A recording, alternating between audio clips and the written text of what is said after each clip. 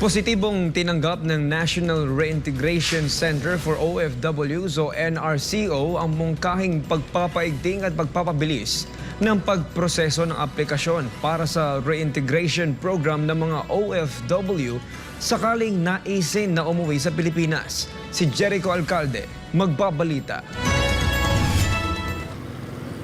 Welcome development para sa National Reintegration Center for OFWs o NRCO ang pagpuna ng ilang mambabatas sa umano'y mabagal na proseso ng aplikasyon para sa reintegration program ng mga nagbabalik bansa ng mga overseas Filipino workers.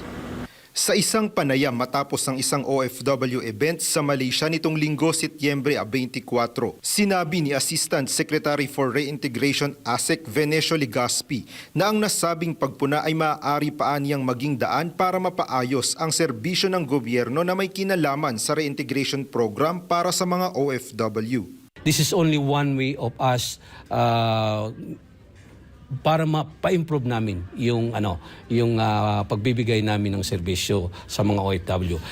Nangako naman ang NRCO na tutuparin nila ang direktiba ng yumaong si dating DMW Secretary Susan Ople na ang pamahalaan ang siyang maglalapit sa mga serbisyo ng DMW. Hinihikayat niya rin ang iba pang ahensya ng gobyerno na makipagtulungan sa NRCO at sa DMW upang mas lalo pang mapaigting ang pagbibigay ng serbisyo sa mga uuwing kababayan. That's actually a very good challenge for us para malaman namin na yes, we have a long way to go para maging maayos talaga ito nga. This had been here for 16 years.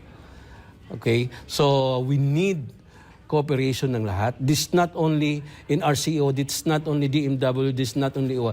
This should be a whole of government, whole of society approach to make sure na maging successful ang reintegration. Ukol naman sa umano'y pahirapang proseso ng aplikasyon para sa mga nais makakuha ng benepisyo sa ilalim ng reintegration program. Nilinaw ni ASEC Legaspi na may mga prosesong isinasagawa ngayon na kinakailangang i-review at kailangang i-streamline. Pero sinisikap naman daw ng ahensya na mas mapadali pa ang proseso nito.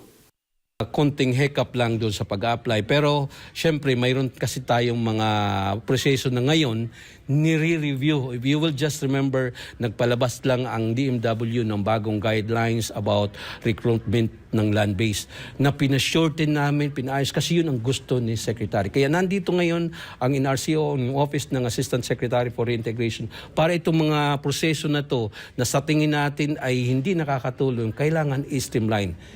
Ease of doing business. Matatanda ang iminungkahi ng OFW Party List na i-level up ang reintegration program ng pamahalaan dahil raw sa patuloy na ulat ng ilang OFW na nahihirapang mag-adjust at makapagtrabaho pag uwi ng Pilipinas. Nagbigay ng pahayag si OFW Party List Marisa Magsino sa isang public forum kaugnay sa mga karapatan at reintegrasyon ng kababaihang migranteng manggagawa sa Pasig City noong Miyerkules, kung saan sa gitna nito may ilang balik bansa na OFW ang nagbahagi ng ilang saloobin kung gaano kahirap makakuha ng tulong sa gobyerno sa kanilang pagbabalik sa Pilipinas. Para sa Diyos at Pilipinas nating mahal, Jericho Alcalde, SMNI News, Malaysia.